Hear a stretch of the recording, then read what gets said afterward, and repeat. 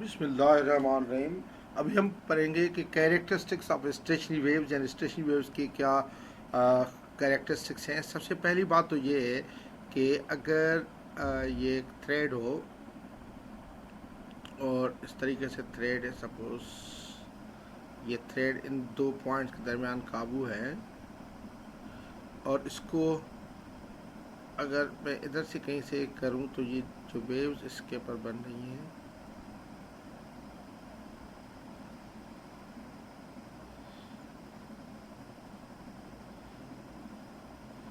इसके ऊपर जो वेव्स बन रही हैं,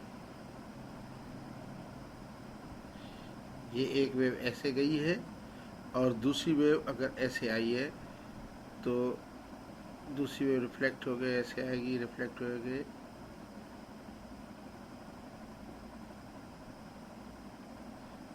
तो इनका रिजल्टेंट जो होगा, ये जो ब्लैक है ये रिजल्टेंट आ रहा है। तो आप ये देखें कि ये जो वेव है, थोड़ा सा ये ऊपर करके ऐसे करके है, ये वेव है। तो अब ये हमारी स्टेशनरी वेव है और ये भी बेसिकली चलते रहते हैं, यानी ये ऊपर नीचे होते रहे। आप इसको ऑब्जर्व कर सकते हैं। एक इलास्टिक बैंड लें और उसको खींच के रखें और उसको बीच में या कहीं से प्लग ऑन करें तो आपको इस तरह के लूप्स नजर आएंगे। तो सबसे पहली बात तो ये है, इसकी पहली कैरेक्टरिस्टिक, इसका पहला कैरेक्टर ये है कि ये एनर्जी कन्फाइंड होती है इन दो पॉइंट। देखें इधर से और इन दो पॉइंट्स के दरमियान एनर्जी है, एनर्जी बाहर ट्रेवल नहीं करी, अंदर इन कन्फाइंड हो गई है। तो मैं कहूँगा energy is confined. First thing, energy is confined between 2 points.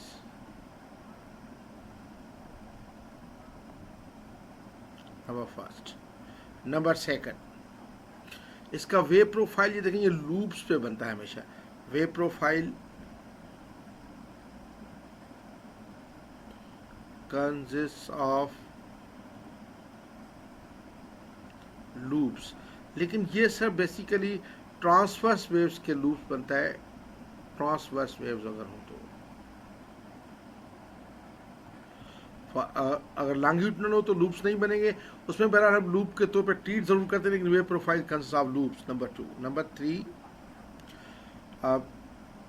देखिए इसमें हर पार्टिकल, देखिए एक लूप में मुख्तलिफ पार्टिकल डिफरेंट इनका ओसिलेशन एम्पलीट्यूड है। फिर इसमें कुछ का सेम भी हो सकता है, लेकिन बहरहाल एम्पलीट्यूड इनका डिफरेंट होता है।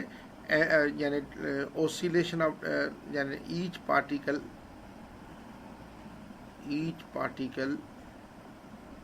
oscillates with different amplitude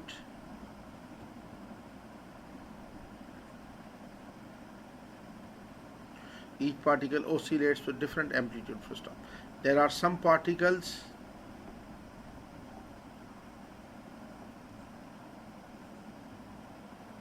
which do not oscillate at all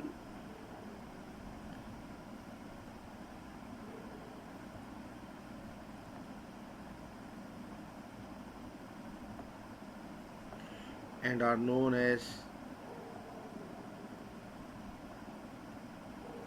nodes. वो नोड्स होंगे। अब देखें इसमें बता रहा हूँ, ये जो है ये वाला ये नोड है N1, इस तरह फिर ये पार्टिकल ये भी ओसिलेट नहीं करेगा, ये भी नोड है N2, फिर ये भी होगा N3, ये होगा N4। इसमें 4 नोड्स हैं। ये 4 नोड्स से बिल्कुल पार्टिकल ओसिलेट नहीं करेंगे। अच्छा, इसी में ये कि सम पार्टिकल्स ओसिलेट, ये बड़ी लंबी प्रॉपर्टी है। Some particles oscillate with maximum amplitude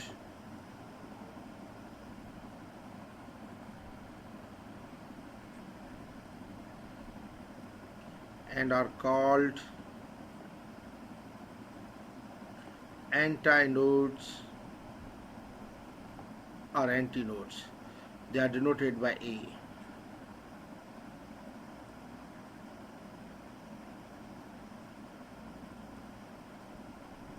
अब इस डायग्राम में देखें एंटीनोड्स कौन से हैं। देखें ये बिल्कुल बीच में ये एक एंटीनोड होगा A1, दूसरा ये नोड होगा A2 और तीसरा ये नोड होगा A3। ठीक है। अच्छा, उसके बाद हम ये कहते हैं कि distance between two consecutive antinode and node. Fourth, distance between two adjacent node and antinode.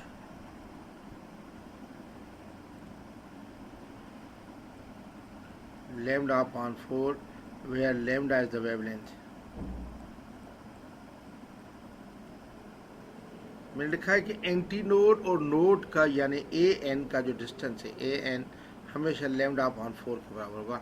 ये एमसीक्यूज में बहुत ज़्यादा आता है। देखें कि मिसाल के तौर तो आपका ये डिस्टेंस देखें, इधर से लेके इधर तक ये डिस्टेंस, ये वाला ये डिस्टेंस लैम्डा अपॉन 4 होगा, क्योंकि बेसिकली आप ये देखें ये लैम्डा अपॉन 2 है, या ये जो रेड वेवलेंथ इधर तक आती है ये एक वेवलेंथ है, इधर तक एक वेवलेंथ है, तो ये हाफ वेवलेंथ हो जाएगा, तो इधर तक क्या हो जाएगा lambda upon 4।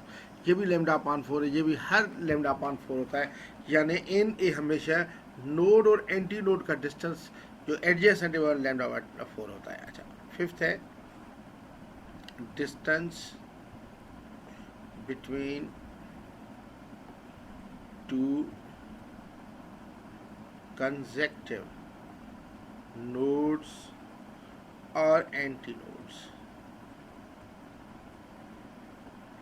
is lambda upon 2। यानी मैं ये कह सकता हूँ कि n1 n2 भी lambda upon 2 के होगा, या a1 a2 भी जो है वो lambda upon 2 के होगा हाफ वेवलेंथ के। देखें इसमें दिखा रहा हूँ मैं, ये देखें ये n1 और ये n2, ये देखें lambda upon 2, या n2 और n3 भी lambda upon 2 होगा, ये n3 n4 ये बिल्कुल हाफ लैम्डा है। अच्छा, फिर इसी तरह ये देखें ये a इधर से लेके इधर तक a2 तक, ये देखें ये लैम्डा अपॉन 4 और लैम्डा अपॉन 4 ये भी लैम्डा अपॉन 2 है। इस तरह a2 a3 का ये भी लैम्डा अपॉन 2 है। तो यानी दो कंसेक्टिव नोड्स का डिस्टेंस या दो कंसेक्टिव एंटी नोड्स का डिस्टेंस हमेशा लैम्डा अपॉन 2 होता है। सिक्स्थ नंबर प्रॉपर्टी ये है कि particles in the same loop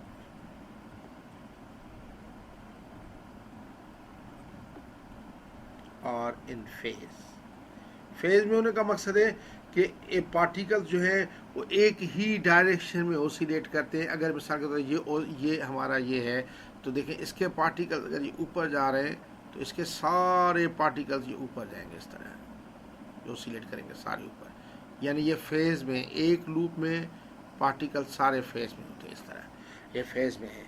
अच्छा, अब दूसरी बात ये है, नेक्स्ट थिंग ये है seventh, particles in two adjacent loops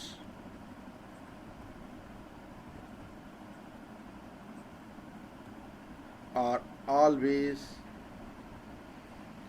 in antiphase। एंटीफेज का मकसद है कि वो अगर ऊपर जा रहे हैं तो वो हमेशा नीचे आएंगे। अब देखें इसमें, अब देखें ये इसके पार्टिकल्स ऊपर जा रहे थे तो इसके पार्टिकल्स ये नीचे आएंगे। देखिए इनका एम्पलीट्यूड एक लूप में ये एम्पलीट्यूड सबका डिफरेंट है, लेकिन इधर का एम्पलीट्यूड इसका और इसका सेम हो सकता है। वो एक बात, जनरली एम्पलीट्यूड जो है ना यानी वो ये देखें इसके नीचे आएंगे ओसिलेट करेंगे, यानी ये अगर ऊपर ओसिलेट करते नीचे होंगे, फिर ये जो है वो यकीनन ऊपर ओसिलेट करेंगे इस तरह। तो ये पार्टिकल्स जो है सेम जो एडजेसेंट लूप में हमेशा एंटी फेज में होते हैं। तो ये प्रॉपर्टीज है। पहली property, energy is confined between 2 points, यानी 2 पॉइंट्स पर एनर्जी कन्फाइंड होती है। दूसरी प्रॉपर्टी इसका वेव प्रोफाइल जो है तकरीबन लूप्स पे होता है। ये हम ट्रांसवर्स वेव्स के लिए कहते हैं, लेकिन लॉन्गिट्यूडनल वेव्स के लिए भी बेसिकली अगर प्रेशर को मैं बताऊंगा आगे चल के कि प्रेशर को अगर इस तरीके से किया जाए तो उसका वेव प्रोफाइल भी इसी तरह होता है। तीसरा ये कि ईच पार्टिकल ओसिलेट करता है डिफरेंट एम्पलीट्यूड से, कुछ ऐसे पार्टिकल हैं जो बिल्कुल ओसिलेट नहीं करते। जो पार्टिकल ओसिलेट नहीं करते ये इनको नोड कहा जाता है। ये N1 है, ये N2, N3, ये N4, ये नोड्स हैं। और ये जो पार्टिकल है जो मैक्सिमम एम्पलीट्यूड के साथ होता है उनको एंटी नोड कहा जाता है। दूसरी बात है कि ये एक लूप का भी जो डिस्टेंस है वो हमेशा लैम्डा अपॉन 2 होता है। और दूसरी बात, एक नोड और एंटी नोड का डिस्टेंस लैम्डा अपॉन 4 होता है जो एडजेसेंट हो। और नोड का या एंटी नोड और एंटी नोड का डिस्टेंस हमेशा लैम्डा अपॉन 2 होता है। नोड का और एंटी नोड का लैम्डा अपॉन 4, नोड और नोड का और एंटी नोड का लैम्डा अपॉन 2 होता है। और एक ही लूप में पार्टिकल सारे फेज में होते हैं, लेकिन 2 एडजेसेंट लूप्स में पार्टिकल हमेशा एंटी फेज में होते हैं। तो ये कुछ प्रॉपर्टीज़ थी और कैरेक्टरिस्टिक्स थी हमारी स्टेशनरी वेव्स की।